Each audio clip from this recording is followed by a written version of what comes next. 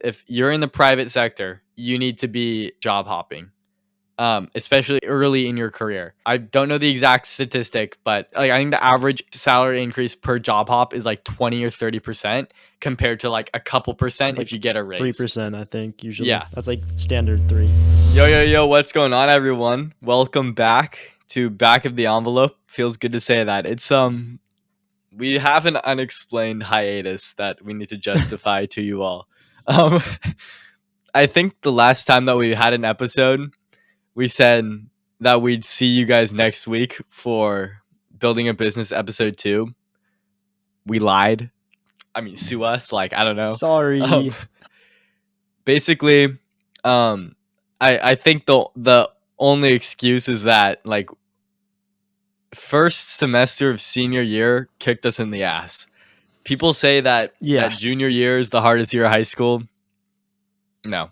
Between like one, you're still taking all of these like hard classes and stuff, and you have to do all of your college applications.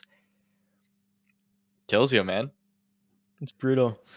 Yeah, I mean, everyone's like, oh, yeah, senior year is going to sit back and relax and never go to class. I've gone to the It's most feeling class like, this okay, year, to well, be that's the honest. thing. So, like, you get hit with senior. I thought senioritis was fake. I'm like, I'm not, Yeah. okay, sorry.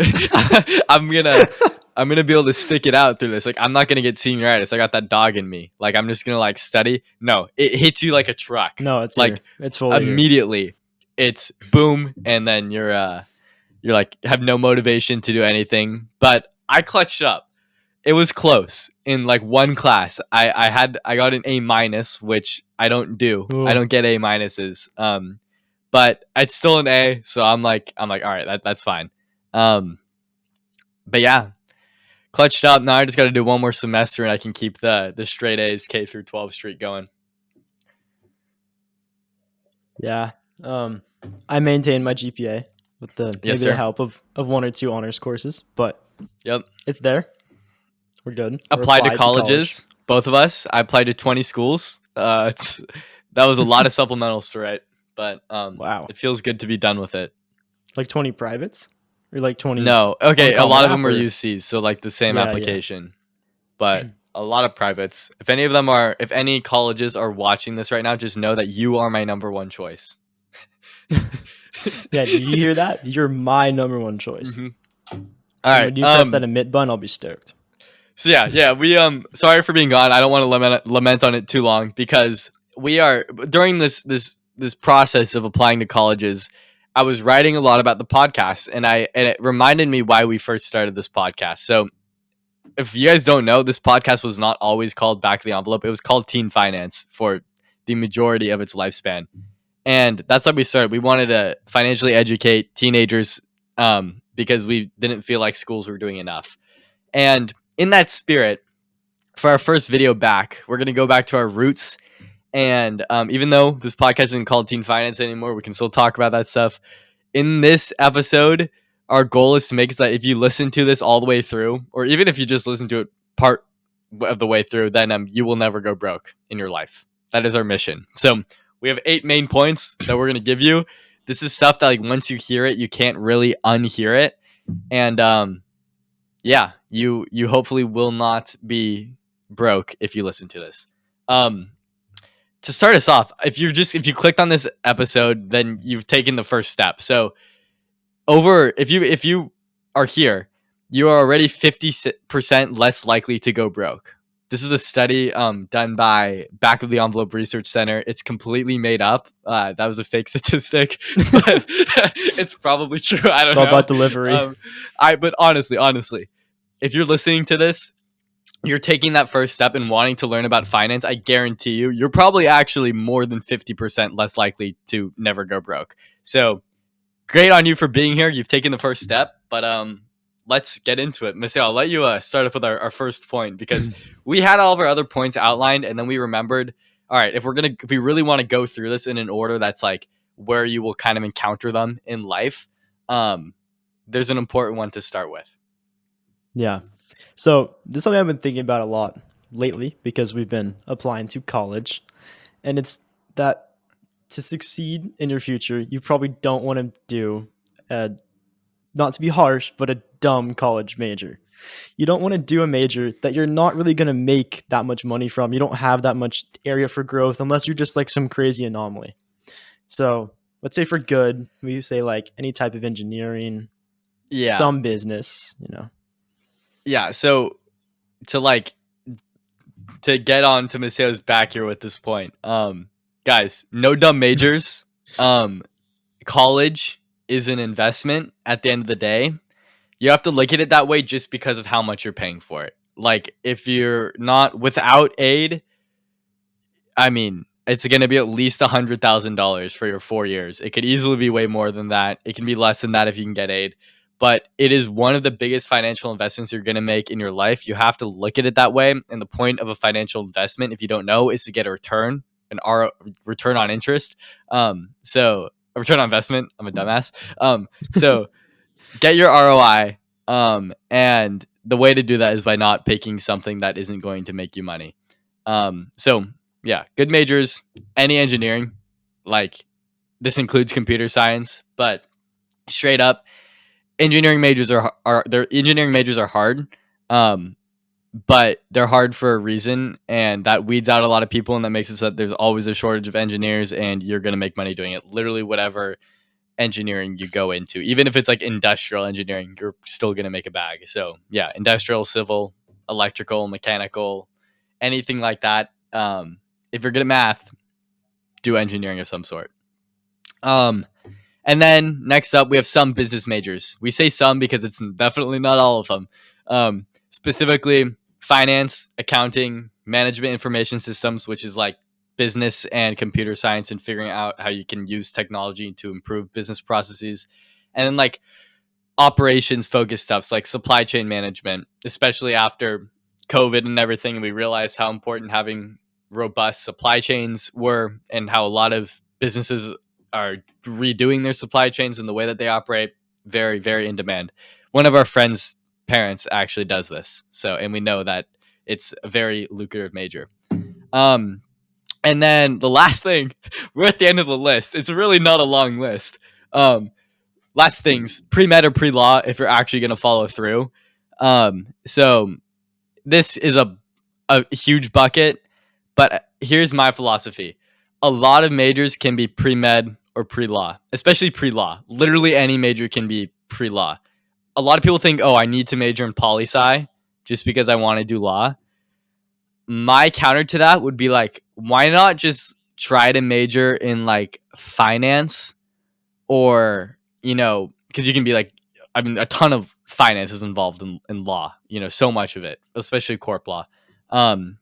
Why not engineering? Engineering firms need lawyers, and if you can understand the technical stuff, you're going to be in a good place. Like, so much stuff can be pre-law. Why not have a major that's going to give you some technical skill? Because poli-sci, it's great to understand like government, but I feel like you can get the majority of that in like 2 classes. Just like take some government classes during college, get what you need to know. Do you agree? Or am I just Yeah, like saying? yeah. No, I agree. It's just like just make the most of it, right? Yeah. In case like you basically just want an undergrad major to fall back on if you realize that you don't want to go to law school. Same thing for pre-med. Like the default is biology, but if you can, like, try to do something like biomedical engineering or something that is kind of more complete as an individual major without going further to med school. Because like, what if you get rejected from every med school? Which I don't know Yeah. if I think it probably happens. Then it's a bit of a problem. Also, if you just want to be a nurse, like, try to just go straight to nursing school. If you have the opportunity, if there's like a direct admit nursing program.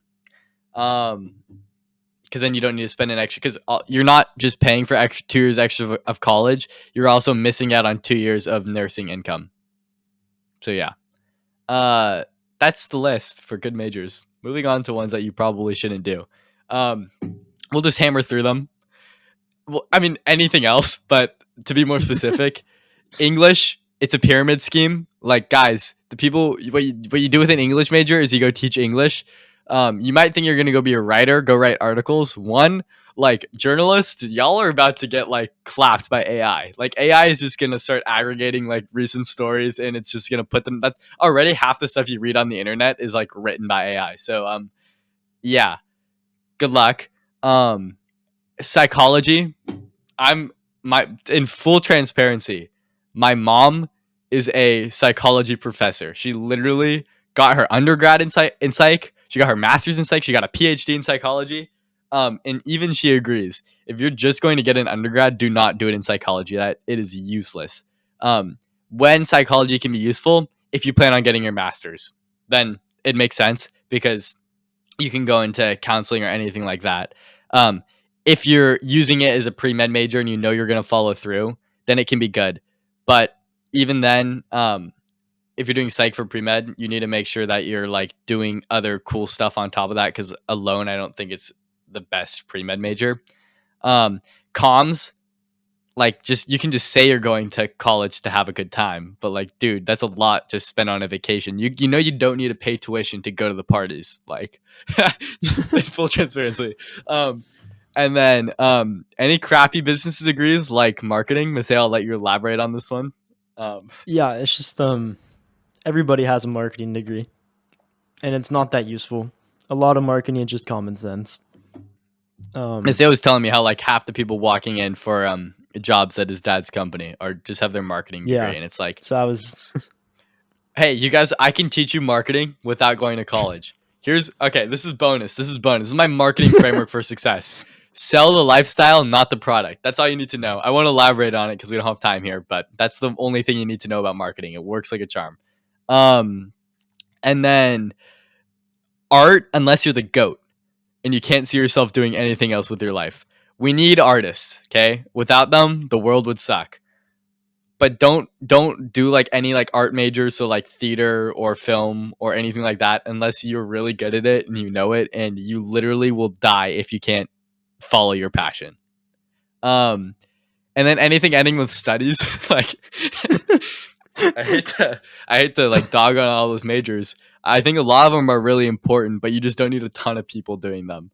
um History too. History super important to learn from mistakes. Not sure if you need a major in it. You can just take those classes and learn about the cool stuff. All of these colleges with their like liberal arts course and stuff, you're gonna get all of these skills. I just don't know if you need to necessarily major in it. Um, okay, so yeah, that's our first point. The reason it's our first point is because you're making this decision when you're like 17. This comes before everything else. It sucks that we force people to kind of like set their life on a choose their life trajectory at such a young age, but that's the reality of the situation, and like you can't afford to mess it up. So I really don't think you're going to be sad if you pick engineering, one of the good business majors, pre-med or pre-law. Like yeah, those are pretty solid. You're going to make money and you're not going to be broke, and that's the point of this video. So yeah. yeah, and you can be sad making six figures. So You what? you can be sad, but you can also be making six figures. So, I Exactly. mean, Exactly. Being sad, but like being sad in a house with a roof over your head is way better. All right. Next point. Make a budget and track your spending. So this is a really easy one. Start putting like when you can like see when you get your monthly statements and you can like see what you're spending on your card, like put that into a spreadsheet. Visualize it with a pie chart. Realize where all of your money is going, because a lot of people just don't realize how much money they spend on like random stuff they don't need. It can look small, but it can add up. So, I mean, of course, you don't need to worry about like spending money on like really little things, like just buying a coffee. We'll elaborate on that later. But for your bigger categories, like going out to eat a lot, just, I don't know, spend just if you just like buy a ton of random like tech on Amazon, I'm guilty of that. Then you should be aware of that. So just track your spending, make a budget, know what you can afford to spend in these different categories, and budget away some stuff for savings. But we'll get into that later. So yeah, that's an easy thing that you can do just so you can visualize your stuff. Is there anything you want to add on that? um, not entirely, but like just kind of think about it. Like, don't if you see all your money going to one place, like really think like is it worth going out to eat dinner every night? Is Yeah. it? Yeah, and that's kind of it. But All right. Maseo, next one. yeah, so it's kind of building off the whole budget thing, but it's live within your limits. Like, don't just buy stuff you can't afford. Just saying, just because you can afford it doesn't mean you need it, which I think really does apply. Like, if you're making 80 grand a year, you can afford a $40,000 car, No, you can't. but well, sorry, Guys, sorry. Maceo's like, you cannot afford a 40,000 car if you're making 80K a year. Like, maybe. But guys, no crazy debt. All right. When people are looking to buy a car, like, take your eyes off that monthly thing and seeing if that fits in your monthly budget, bro. Look Yeah, at the sticker price. Never buy a car that's on like a 7-year loan, guys. 3 to 5 years max. If you can buy it in cash, that's great. But like, just no crazy debt, no balling out. You can't afford a house if you're not making enough money to afford a house. So like these big purchases that are gonna put you in debt for a long time, just be careful. There are plenty of rules that we don't need to get into for buying a house. Just look it up. Like if you want to know your rules for like buying a car and buying a house, they're very simple math you can do. We can put in your income and see how much you can afford. Um, but yeah, just like don't buy stuff you can't afford. Don't look at those monthly prices. Like, oh, it's only this much. I see like kids in high school buying cars that cost like 20 grand. They're like, oh, I can afford the $500 a month. It's like, bro, you need to be paying for like school right now. Stop buying a car, dog. You cannot afford that. So, yeah. yeah. Don't use Klarna. Don't use Afterpay.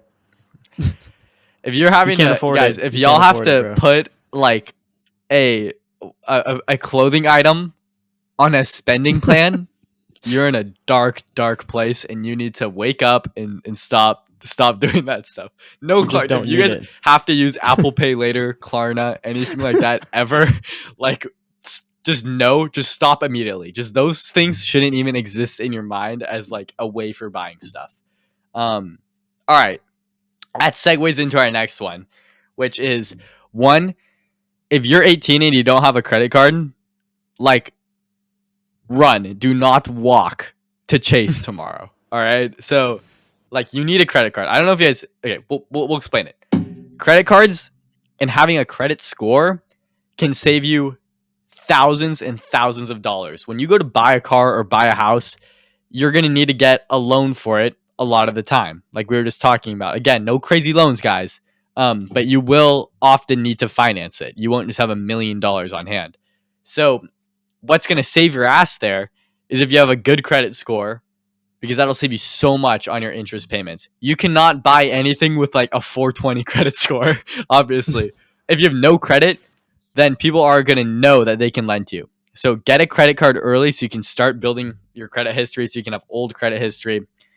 Even if you're not making a ton of money, that's fine. Just put like what you would normally spend on your debit card or whatever anyway on your credit card.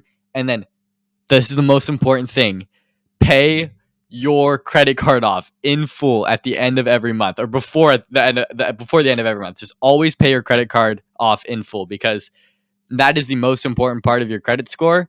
And you should not be keeping a balance on your credit card. You all of those things where it's like 20%, whatever you have to pay after that, you shouldn't even be like looking at that when you're considering a credit card, because you're never going to get there. Okay. You're never going to be in that situation where you have to worry about that, because you're going to pay your credit card off at the end of every month in full. Before the end of every month. Sorry. So yeah, that's the main thing. If you need credit card recommendations, um, I like bank with Wells Fargo, but when I turn 18, I think I'm going straight to Chase, because out of the big banks, if you want a big bank, Chase is this is we're not paid to say this or anything, by the way. They have the best credit cards. So you can start with like a Chase Freedom Rise, and then there are the other ones from that trifecta, so like the Freedom Unlimited and the Freedom Flex. I think so. They have some killer bonus like welcome offers and stuff going on. I don't know if they're still there. Um and then once you're in the Chase ecosystem a little bit more, you can look at like a Sapphire Preferred or Reserve. So yes, Chase has some good cards. Don't do Wells Fargo. Like I'm leaving Wells Fargo, dog, because they have nothing good. Discover and Capital One have good cards. if you're in that credit union type beat. Are they credit unions? They are, right? I Yeah. don't, I don't Right? know. Your Is that how local it credit works? unions can also be good. So, if you want to bank locally, that's really cool. And they often have some good offers. Yeah, but I don't know. Just get a credit card early. Pay your stuff off, man. Do not carry a balance on your credit card.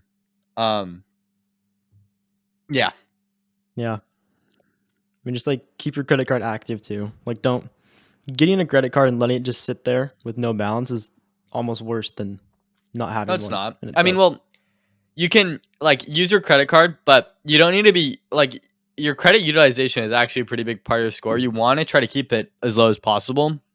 Um, but no, you can leave your if you've as long as you've like opened the credit card and like you've used it for a certain amount of time, don't close it. If you're even if you're not going to spend anything on it, just don't close the account because that'll take off a big chunk of your credit history. That's like, um, that's like not on your. Don't close credit card account because then you're cutting off that line of credit that's existed for however long. So you want that credit to be old. So I mean, yeah, like use it. You can utilize it, but your utilization shouldn't be high. You shouldn't be like if you can say like near that 10% of your limit, then that's actually like good. I'm pretty sure. So, Yeah. you can look into more things on credit cards, but the main thing you need to know, pay it off. We'll leave it there and get one soon. All right. Next point. This is a this is kind of this is the foolproof. If you can do this, you will never be broke.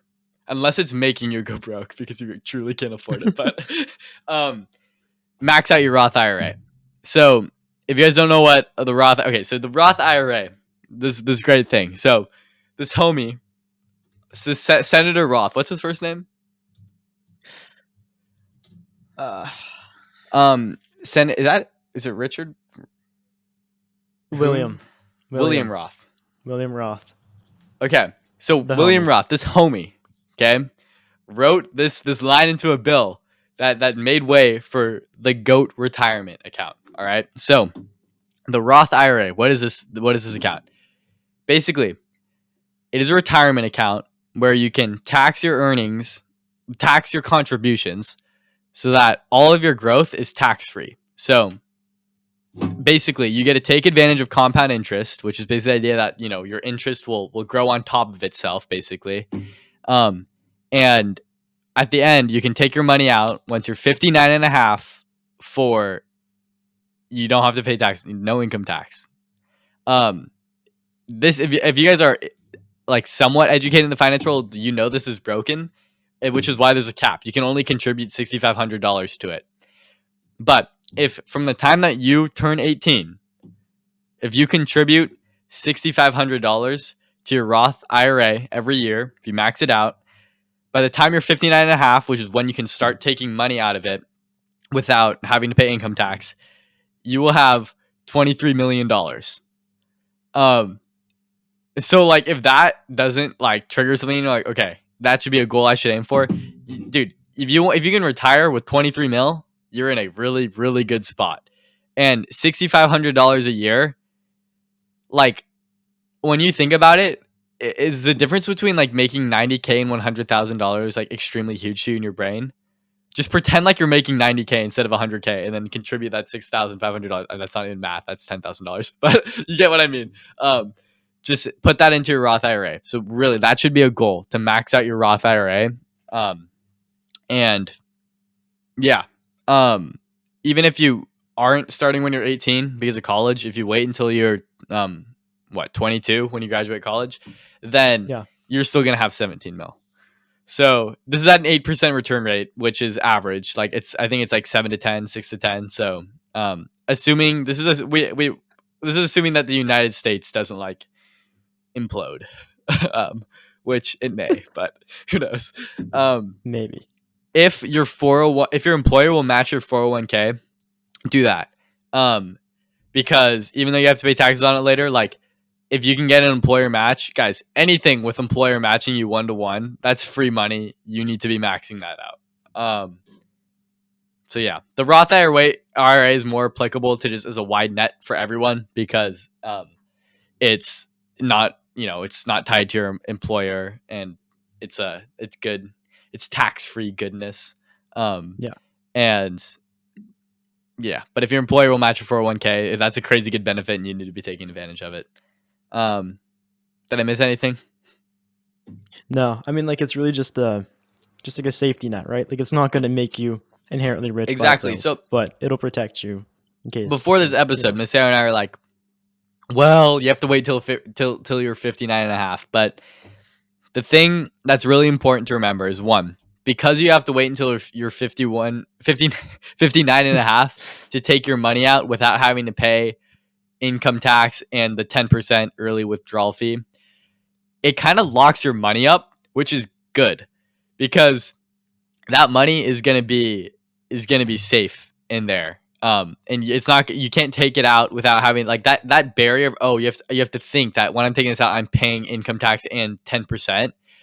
That'll stop you from taking it out to pay for stupid stuff, like to fund your gambling. Just kidding. Gambling isn't stupid. Go keep with your dreams, guys. Just kidding. But you won't do any like stupid things like that. And if you die, if you're worried about like dying and your money being trapped in there for your kids, that's one of the loopholes. So your money will not be income taxed. If it needs to come out early, if it's something for your estate or your beneficiaries. So um, it keeps you honest by having that 59 and a half lockout date. And if they didn't have that, people would be taking advantage of it and not using it as a retirement account. This is also the United States government trying to like incentivize people to keep working. But like that's, I mean, they have to do that, obviously. We can't have our economy with no workers. So yeah. Max out your Roth IRA. yeah. All right. Maseo, hit us with our next point. All right. Next point is to focus your time on making more money and not saving money. And this could be both small things and really big things. But like saving a couple of dollars, not going out and getting your coffee in the morning isn't exactly as good as just, buying your coffee and then going to work or spending time on your business or whatever you're working on. Yeah. I think we forgot one big nuance point here. Like, by saving money, we mean like the classic Graham Stephan trying to teach you how to make your 20-cent breakfast with like a bagel and like no seasoning, like classic Yeah. white guy Graham A Stephan, like single no layer of seasoning because cream it costs too cheese. much. Yeah. like a tiny little spread of cream cheese, just like one piece of like lunch meat on it. We're not like, Yeah. so that's the stuff we're saying, like that isn't what you should be spending your time on. Where you should be spending your time, like saving money, is on like the really, really big things, i.e. that 1% interest on your home payment or something like that. Again, this is kind of going back to the credit thing. That is like a really big thing where you should be like shopping around at different banks, like seeing how you can save money on that. That's gonna make way more of a difference than not getting your Starbucks in the morning. So focus your energy there, and then focus your energy on making more money. Like your energy is better spent on figuring out, and in most cases, how I can make more money instead of how I can save some money, because you'll get more of a return on your time by trying to generate more money instead of saving a couple dollars. Yeah. Yeah. Except for, I again, agree. except for on the important things like big loan payments and stuff, that 0.5% makes a huge difference in the long run when you're dealing Yeah. with, a $1 million payment. Yeah. Just like saving money on such a small scale is like, I think it's more tiring than what it's worth. Like, Yeah. Yeah. I mean, don't torture yourself. It can definitely help. And if you need to be frugal everywhere, to be frugal in some places, then that works. Like my grandparents. All right. By the way, my grandparents are the perfect case study for this how to not go broke thing, because my grandma was a nurse and my grandpa was a high school teacher. No, middle school teacher. He taught 7th grade. He taught like 7th grade biology, and my grandma was a nurse. And um they were very frugal. They were kind of in that category. Like they kind of need to be frugal with everything to be able to be frugal on those main places. But they were just smart with their money. They just like invested. They were maxing out their retirement accounts. They were building. We'll get in. I'm giving you a sneak peek at some of the future points, but they're building multiple sources of income, and they're maxing out their main sources of income, and they retired with millions of dollars, like enough to set up like our family to send their kids to college, send their grandkids to college, which is all you could ever hope for, I guess. So, and they like didn't come from money or anything like that. Literally, like my grandma immigrated from Hong Kong like alone when she was like 16. So, I mean, you guys can do this by following these main points. Like my grandparents seriously are like the perfect case study. Um, but I pre-fired the next point. But it's build multiple sources of income. However you want to do this, real estate is a big one. If you want to be a land chad, the go like that's kind of a way of that. I wouldn't necessarily put that as like, I guess it's like half building a source of income, but half like, making an investment and diversifying where your money's held. But yeah, you can, buy a house or something. You'll make money off of the rent that your tenants are paying every month, and then you also like are holding your money somewhere else. You're diversifying between, the stock market and your and the real estate market. So, that's another thing that we kind of didn't put on here, Maseo. Investor money. Yeah, it's true. Don't I hold guess it. that's kind Don't of use it like, all. yeah, investor money. Psych. We didn't talk about that earlier, actually. That's crazy. Well, I guess that's not kind of the IRA, building. but We kind of talked about it in yeah. building multiple. We have investments written down as the next one. So Yeah. build multiple sources of income, but also instead of just keeping your money in your savings account, like invest it. If you are a kid right now, go open your custodial account. I recommend Schwab. Maseo used TD, but they got bought by Well, Schwab, so Schwab. technically you're It's all Schwab now. Schwab now. Yep. Is TD Schwab. I like done? recommend Do they Schwab. still have the logo on there? Or is it Schwab? It's like I can sign into my TD account, but it's like Schwab with the TD logo over it. But I Damn. can also sign into Schwab now, so it's all the same. Okay. So Yeah. highly recommend Schwab One custodial account. They're great. And Fidelity, I'm sure, has a great custodial account. It works, right? Yeah, literally like Schwab, Fidelity. I wouldn't recommend doing one of those like weird fintech apps. Yeah, I Like agree. I would go with a stable, big investment company. Like I wouldn't recommend doing. Robinhood doesn't even do a custodial account, do they? No, don't use Robinhood anywhere then. Don't use Robinhood. Don't use like any of those, like anything that you're getting a YouTube ad for or a YouTuber is advertising. Don't do it. Just do one of the established places, because all those fintechs, they're all startups. You don't know if they're gonna implode or not. And even though your money's probably safe, if they do go under, they'll like give you time to transfer. You don't want that headache. So just go with Schwab or Fidelity or like E-Trade or Vanguard. I don't know if E-Trade and Vanguard offer custodial accounts, but yeah. So go your money. You don't need to have like 10 grand sitting in your savings account. Like obviously keep some, but like then put the rest into an investment account. So yeah, investments that can be treated as a source of income if you're like getting dividends or if you're taking money out. And then side hustles. Side hustles, this comes with an asterisk. Side hustles can be great if you have a ceiling at your current job, or if they're actually making you a lot of money. Otherwise,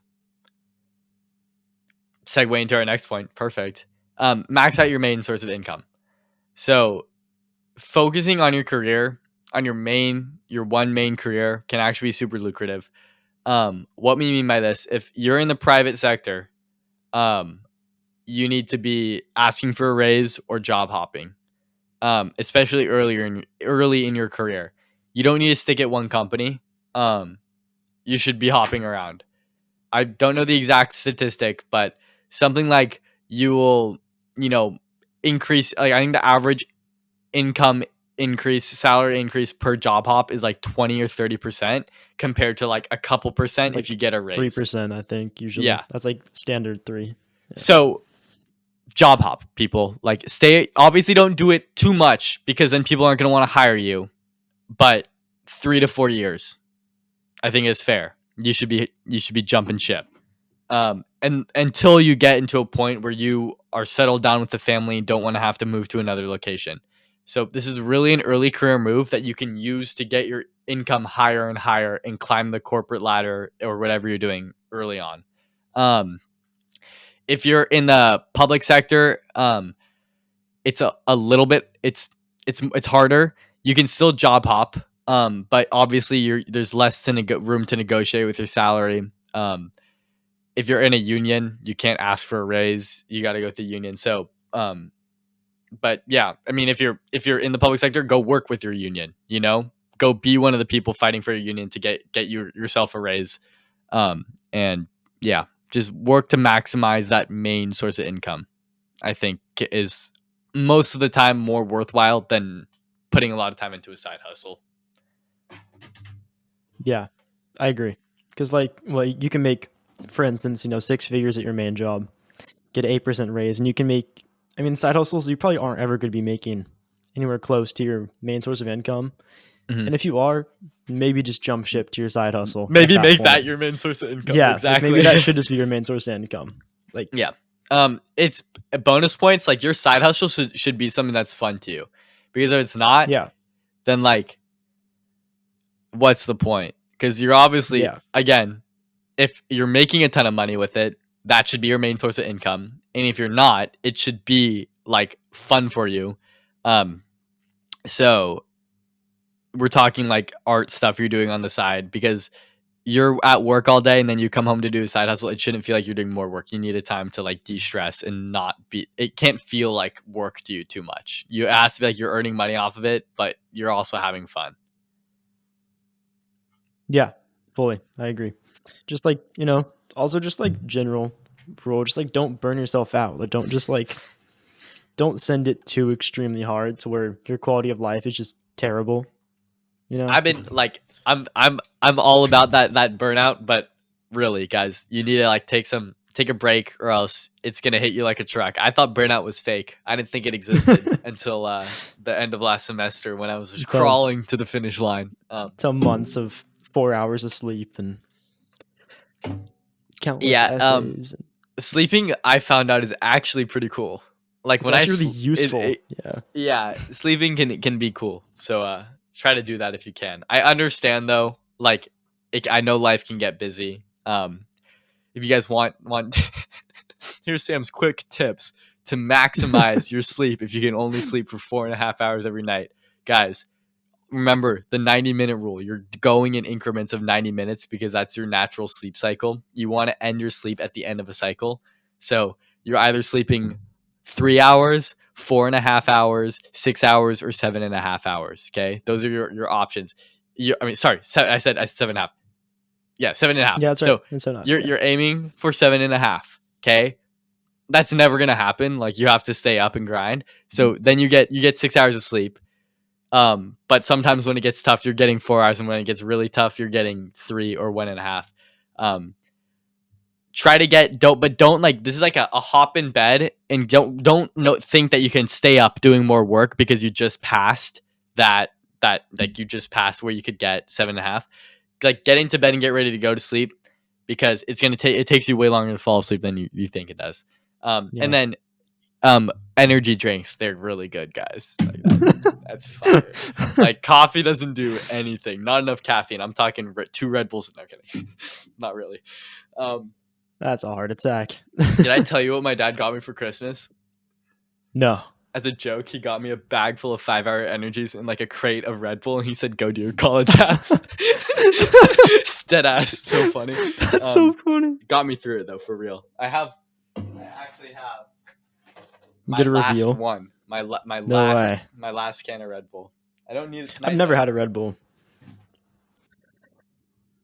I've had a lot of other energy drinks. But never a Red Bull. I don't know why. Dude, it's the classic. I've never had a Red Bull? No, I've had everything else. If you go to any gas station, point at the shelf, I've had everything besides a Red Bull. Dude, Red Bull's the GOAT. It's the only energy drink that doesn't taste like pure acid. IMO. I'll give it a try one day. All right, we're off topic. All right, those are the main points. To summarize, no dumb college major. Make a budget and track your spending. Live within your limits, so no crazy debt for stuff that you can't afford. Get a credit card ASAP and pay it off in full before the end of every month. Max out your Roth IRA. Focus your time on making more money. not saving money on the little things. And when you're going to save money on the big things. That's where you should be focusing your time. Build multiple sources of income, and then which includes like investing in that should be its own point. But start investing and then max out your main source of income. Those are the boat main points for not going broke. There we go. You are now 50%. You are less now likely to go broke. No, now you're like 75% less likely That's to true. go broke. We can Just say by with clicking on confidence. now we're this is a real As of statistic, the guys. boat Research Center. Okay, further reading. We just we're talking about this before the episode. We were like Dave Ramsey versus Graham Stephan. Graham Stephan, he's the homie. He got me really into finance and stuff. He's a little bit cringe though. Okay. His thumbnails kind of hurt me. Yeah, his thumbnails make me bleed. He's gone a little bit further away from his OG content. But Graham Stephan versus Dave Ramsey. If you guys don't know, Dave Ramsey is like no debt at all costs. Graham Stephan is like debt is good as long as it's sub 8%, so you can like make more money in the stock market. We are actually both on team Dave Ramsey. For most people for a couple of reasons. One, most people aren't extremely financially savvy, and understanding no debt is way easier than than Graham Stephan's nuanced take, basically. So if you need a rule to live by, paying off your debt, that's going to keep you out of trouble, basically. So for the vast majority of people, that's good. Second thing, there is a price that you cannot. I mean, there's a feeling that you cannot put a price on for being debt free. It's like even if you know that you could pay off your debt like that. This varies from person to person. If you're someone who can live with the debt, then by all means, go put your money somewhere else where it can work for you and make more than it could if you just pay off your debt. But for a lot of people, that psychological factor of being debt free is priceless. So, yeah. And like at a point too, it allows you to take more risks, once you have less debt. Mm-hmm. Like, let's say you pay off your house, maybe you can go out and start your business now that your family's secure and stuff like that. Like it just kind of enables you to like push further in your like financial realm. Yeah. Than just sitting being like, oh my God, I can't lose my job. I'm losing my house. Yeah. I can't believe we just hyped up Dave Ramsey, but it happened. That's a first. Dave, it'll never happen again, Dave. It'll never happen again. Dave. You can go back to your little talk show that's like wanting to be as cool as us. Bring us on the talk show, Dave. So I don't know. You can go watch Dave Ramsey. Don't watch too much of it though. And then Ramit Sethi, like he's cool. Go read his book. I think that's definitely like worthwhile. I think it's like a Netflix show that I haven't watched, but it's probably good. I think I saw it. Yeah. You did? Was it good? No, I didn't watch it. Like I saw. Oh, you saw it? Yeah. I saw the show. I'm sure it's fine. And then other further reading, literally anything else on finance. Obviously that starts with our podcast, guys. If you want a place to learn all about business and finance, this is where you want to do it. But like anything else on finance, business, all that, if you can get interested in that kind of stuff, like you've got a golden ticket. Because I promise, if you're like interested in it, you're not going to go broke. That's that. Yep. Last thing, once you have your money, once you like actually have your money, you're secure, you're like a multimillionaire, be able to enjoy it, which can be tough for a lot of people, because a lot of people who were in a situation where they didn't have a ton of money find it really hard to spend money once they get there because they're afraid of losing it all. But if you can, try to enjoy it. You did the work, you earned it. Go buy yourself a nice steak or something. I don't know, a gold-plated steak. But Dave Ramsey always says, Dave Ramsey says, go on a cruise. Go on a cruise. Of course he says go on a cruise. His thing. That is the most Dave Ramsey thing ever, to say go on a cruise. Oh my gosh. That's his advice to all the people. I always see it on TikTok. It's like, I have $85 million in savings and I struggle with spending money. And he's like, what you're going to do? What kind of money makes you uncomfortable? And they're like, maybe $2,000. I want you to go spend $12,000 on a cruise. Go on a cruise, of course. That's his advice. Cruises are actually pretty troll. That's funny. Like, the one thing that my grandparents would spend money on? Is it cruises? Yeah, my grandma went on 25 cruises in her life. Maybe she was following the baby steps, dude. I think she probably was. Not good. That makes me uncomfortable. All right. That's it for this episode. We will see you guys I don't know when. I'm done making promises because who knows. We're gonna try to come back as soon as possible, but I'm done making empty promises. But we'll see. Hopefully it's next week or something. Yeah. Also, if we miss anything, leave it in the comments. Yeah, I wanna hear if what we missed missed. something I'm huge, we actually almost curious. missed investing. I don't know how that happened, but we didn't. We wrote it down, but like I don't know. Yeah. It should have been at some point. All right, that's it. We'll see y'all next time. Oh my god, wait, Oh my god. Mark your calendars. Okay. For Our I next guess I just episode. came. Mark your calendars for our next episode, which we don't know. We're not giving you a date, so I don't know what you're marking your calendars for. But that was a close one. We almost Whoa. lost it because I just hadn't done this in a while. All right, Lost that 40 episode streak. that is it. We'll see you guys next time. Later. All right.